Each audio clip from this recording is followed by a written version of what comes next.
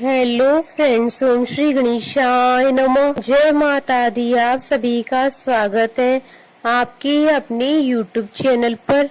आप सभी को नवरात्रि की हार्दिक शुभकामनाएं।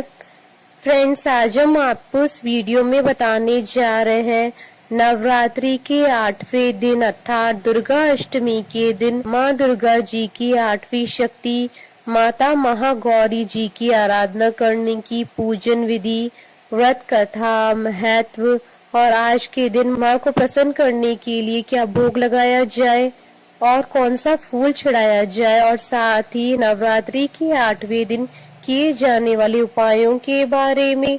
फ्रेंड्स, वीडियो शुरू करने से पहले आपसे रिक्वेस्ट है, अगर आप हमारे चैनल पर नए हैं और आपने अभी तक चैनल को सब्सक्राइब नहीं किया है तो प्लीज सब्सक्राइब कीजिएगा चैनल को, साथ ही प्रेस कीजिएगा बेल आइकन को, जिससे नए वीडियो से रिलेटेड नोटिफिकेशन आपको तुरंत प्राप्त हो सके। और वीडियो पसंद आने पर वीडियो को लाइक और शेयर जरूर कीजिएगा ताकि सभी भक्तों को इस वीडियो का लाभ प्राप्त हो सके। और कमेंट बॉक्स में जय माता दी जरूर लिखिएगा। या देवी सर्वभूतेषु माँ गौरी रूपेण संस्थिता नमस्तस्यै नमस्तस्यै नमस्तस्यै नमो नमः। नवरात्रि की अष्टमी के दिन माँ गौरी का पूजन किया जाता है।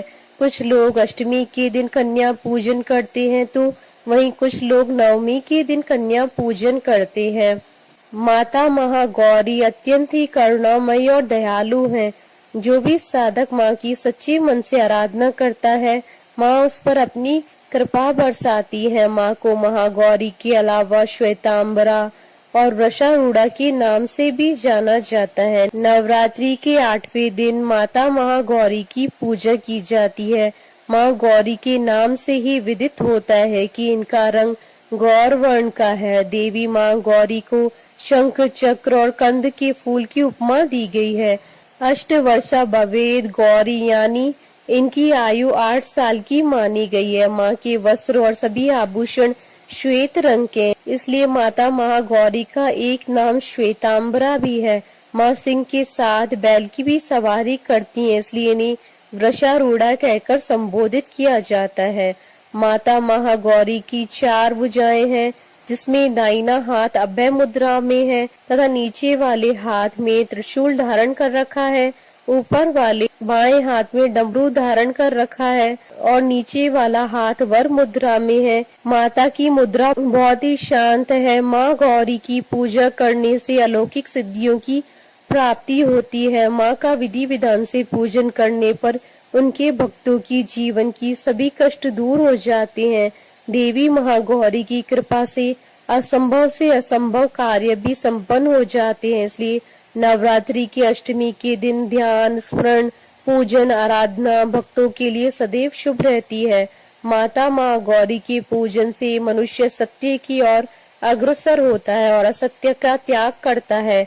माता माँ गौरी की कृपा से उनके साधकों के जीवन के सभी कष्ट समाप्त होते हैं और उन्हें जीवन के सभी सुखों की प्राप्ति होती है।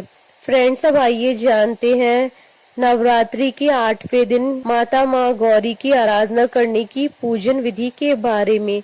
इस दिन साधक को प्रातःकाल स्नान करने के बाद स्वच्छ वस्त्र धारण करने चाहिए। इसके बाद एक लकड़ी की चौकी पर माँ की प्रतिमा को स्थापित करना चाहिए। प्रतिमा स्थापित करने के बाद माँ को लाल चुनरी चढ़ानी चाहिए। इसके बाद माँ को स्वाग का सभी सामान अर्पण करना चाहिए।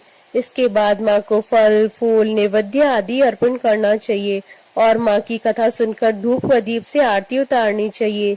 इसके बाद माँ को हलवा, चने, पूड़ी और नारियल के प्रसाद का भोग लगाना चाहिए। अष्टमी के दिन कन्या पूजन करना श्रेष्ठ माना जाता है। अष्टमी और नवमी पर लोग कन्या पूजन करके नवरात्रि का समापन करते हैं। इनमें कन्याओं की संख्या 9 होनी चाहिए, नहीं तो 2 कन्याओं की पूजा भी कर सकते हैं। कन्याओं की आयु 2 साल से ऊपर और 10 साल से अधिक न हो। भोजन कराने के बाद कन्याओं को दक्षिणा देनी चाहिए। कन्याओं के साथ लांगुर अर्थात लड़के को भी बैठाना चाहिए। फ्रेंड्स, अब आइए जानते हैं नवरात्रि के 8वें दिन किए जाने वाले उपायों के बारे में।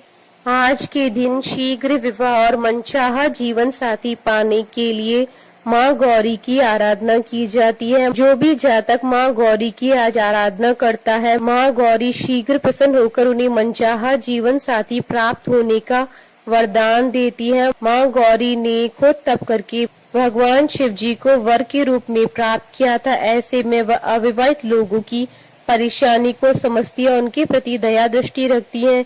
यदि किसी के विवाह में विलंब हो रहा है तो वह भगवती माँ गौरी की साधना करे तो मनोरथ पूर्ण हो जाता है। आज के दिन माँ गौरी की पूजा करने के लिए सबसे पहले लकड़ी की चौकी या मंदिर में महागौरी की मूर्ति अथवा तस्वीर स्थापित करें। इसके बाद चौकी पर सफेद वस्त्र बिछाकर उस पर माँ गौरी यंत्र रखें और यंत्र की स्थापना करें। माँ सौंदर्य प्रदान करने वाली है। हाथ में श्वेत पुष्प लेकर माँ का ध्यान करें। ध्यान के बाद माँ के श्री चरणों में पुष्प अर्पित करें तथा मंत्र सहित माँ भगवती का पंचोपचार विधि से अथवा षडोपचार विधि से पूजन करें तथा दूध व नैवेद्य का भोग लगाएं। तत्पश्चात ओम ऐं ह्रीं क्लीं चामुंडाय विचे मंत्र की तथा साथ ही ओम महागौरी दैव्य नमः मंत्र की 21 माला का जाप करें तथा मनोकामना पूर्ति के लिए माँ से प्रार्थना करें।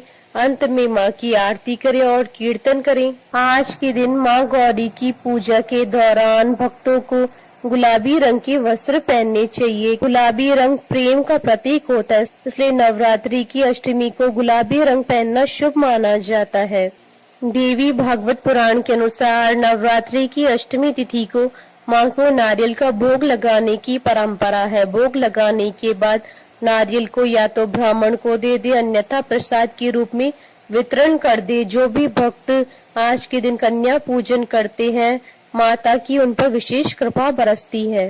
फ्रेंड्स, अब आइए प्रारंभ करें माता महागौरी की उत्पत्ति की कथा।